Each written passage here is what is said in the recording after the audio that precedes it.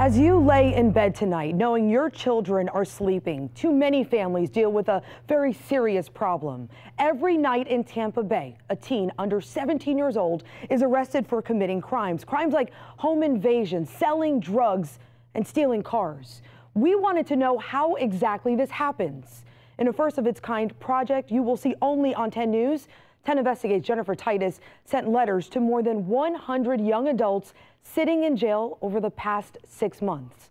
Tonight, the results are in, giving us a perspective into how they got there in the first place. If something doesn't change, the sheriff believes that more kids will die. There's no respect. There's no fear of consequence. Manatee deputies arrested an 11-year-old. Stop slapping them on the wrist. They need to be punished.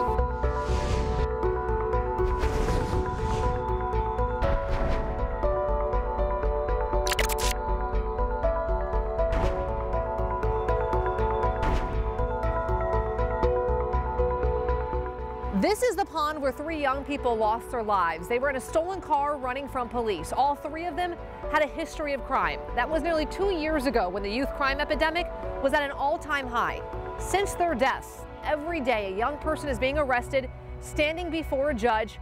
And while officials keep on reporting it, we wanted to go straight to the ones causing the crimes, asking them why.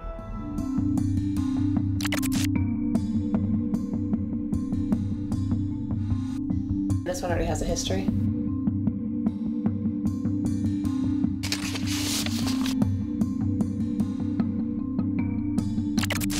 Aggravated battery, carjacking with a deadly weapon.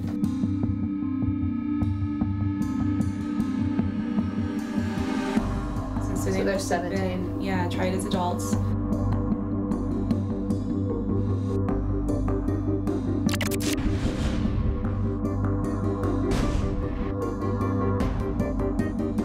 Like she'd been doing that for quite a while. And she escaped juvenile. He has been violated every week since he's been on probation. 10-year-old, all you have to do is be respectful to your mom. You have approximately 20 referrals since the beginning of the school year. This is just a portion of some of the questionnaires we received back. Some of the answers are eye-opening. Like, how old were you when you first committed a crime? And were you involved in any activities? What could have stopped you from making bad decisions? We asked for these to be filled out anonymously, but we did find one teen who's had trouble in the past agree to talk to us and give us some more insights on these answers. I got friends that's doing 30 years in prison that we was in middle school together. Now they got 30 years, I got friends that's dead. What age would you say you committed your first crime? I would say probably like 6th grade. 6th grade? Yes, ma'am.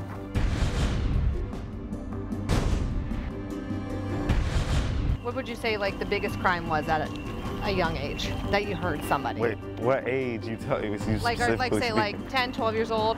What was like the worst thing at 10 or 12? I did a home invasion at 15, so I don't really. You did?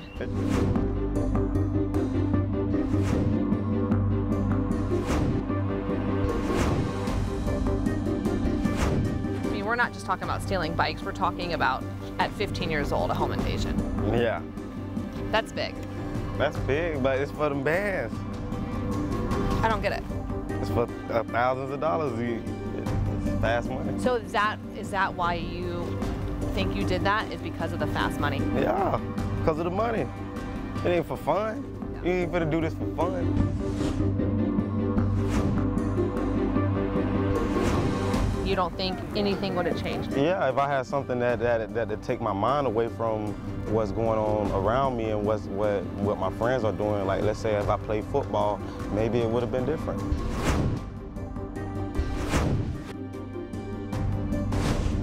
You know, when you're hitting doing a crime, you don't want to think about jail. And if it come, it just come. You accept it how it come.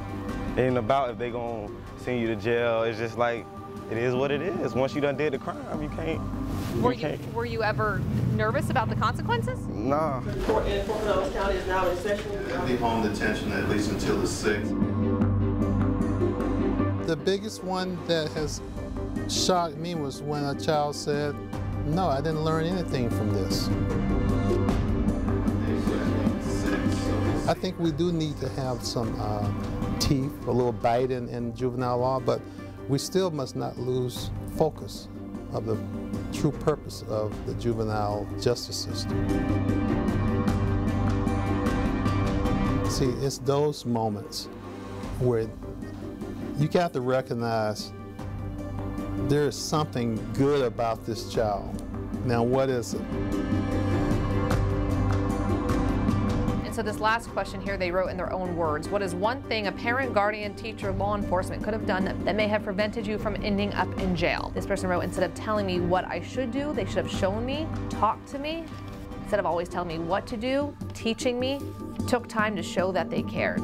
Be a mentor to a child. I mean, it's important that children have someone that they can go to and look to and talk to, communicate with. Was that kind of just like that was just like wake-up call? Yeah, like I have an opportunity, why not take it? You gotta think about it in the long run, you get what I'm saying? When you wanna be something in life, you can't go stealing from. I know how I feel to work for something, so I ain't gotta go back and touch that. Eye-opening. Yeah.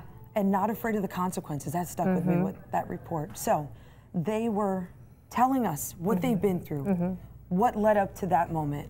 What do we do now? Yeah, so what we did after looking at all these questionnaires and I think kind of pinpointing some of the most shocking, like the ages of these kids, saying a majority of them said under 12 years old when they committed their first crime. So what we did is we took these results and we sat down with city officials, and you'll hear that tomorrow night. And we also focused in on a mentoring group, because as you heard that judge said, who does juvenile court every single day, he's like, I asked him, what can anybody in the community do? Because it's not just parents. I know, to fix this problem, it's going to take a whole entire community. They said be a mentor. You know, if you're a neighbor, if you're a teacher, if you're in law enforcement, if you could volunteer, do that. And if anybody wants to look at these questionnaires, we posted all of the ones that we received back online to the story, WTSP.com. All right, Jen, thank you.